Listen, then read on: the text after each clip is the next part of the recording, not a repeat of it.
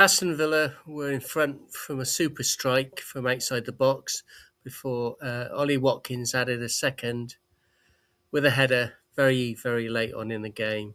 It was Martinez, the Aston Villa goalie, made many fine saves, denying both Sandro Tonali very early on and Lewis Miley later on.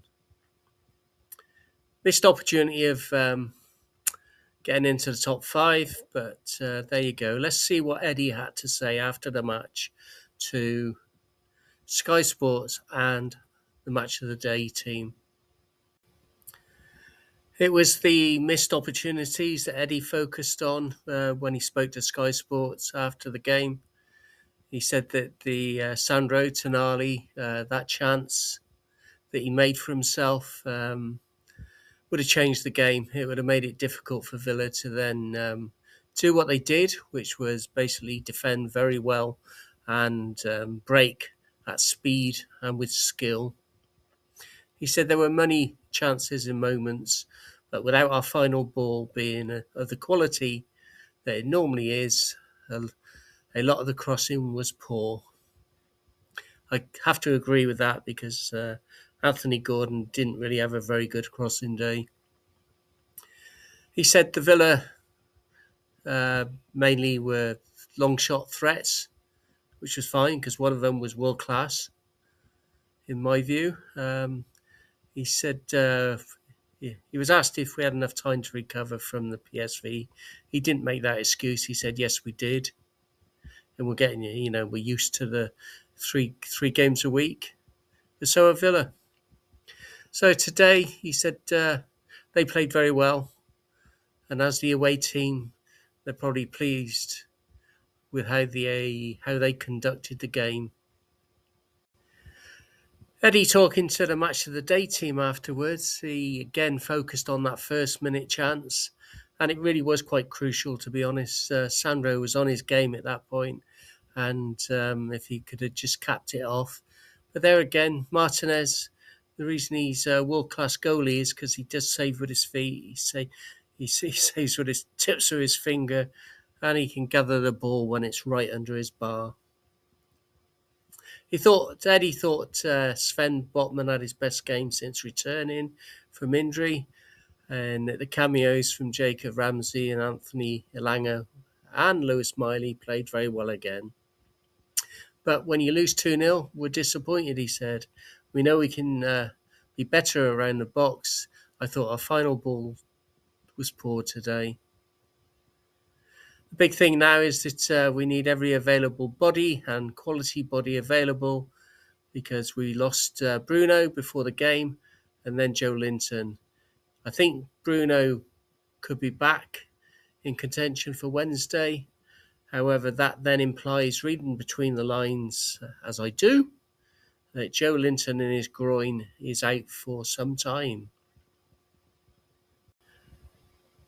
I know there's only one stat that wins the game, and that's goals and balls in the net that are given. If we have a quick look at the match overview here, again, 60% of the ball, but Villa were happy for us to do that. Expected goals 2.3, and we didn't get one, so that's a big miss. Big chances 3, they had 2. Pope had a good game, I thought, today. And he made a number of saves, but so did Martinez, and Martinez was really crucial ones. Passes, we had about 500, they had about 340, I think. And then tackles, we pretty even, really, 25 against 22. So although we missed Bruno's creativity, it was our tackling was fine today.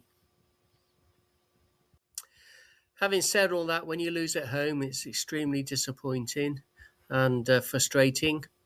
If you followed Newcastle like I have since the mid-60s, we went a decade or two being very frustrated and disappointed. So you have to look upwards. You have to look at what we're doing at the moment. And I know the season will or could fall apart. We could go out to Man City in the Carabao Cup. We could get an awful draw in the knockout phase of the Champions League, and we could tumble down the league. but I don't think we will. I think we'll do quite well in the knockout, and I think we'll do well in the league. We need to avoid these injuries. We're top of the injury league, as everybody saw this week, and it's not something I want to be top of.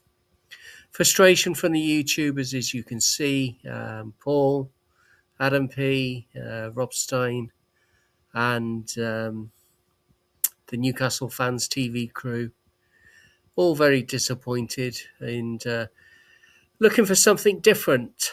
And I don't disagree with them, by the way. I think there's elements that we need to change, but to do that, I think we need slightly different players as well.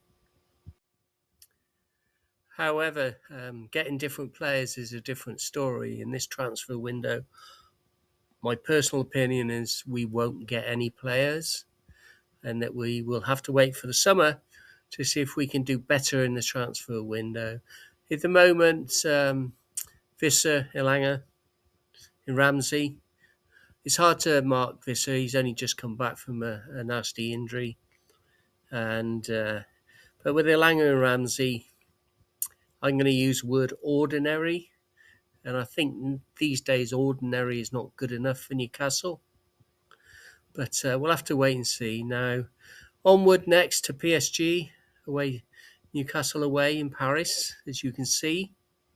I will be doing the usual pre-match videos, the match videos, half-time and full-time with my notes and commentary, and these post-match videos as well. So thank you for watching, and if you really enjoy this, subscribe and like. Take care. Away the lads.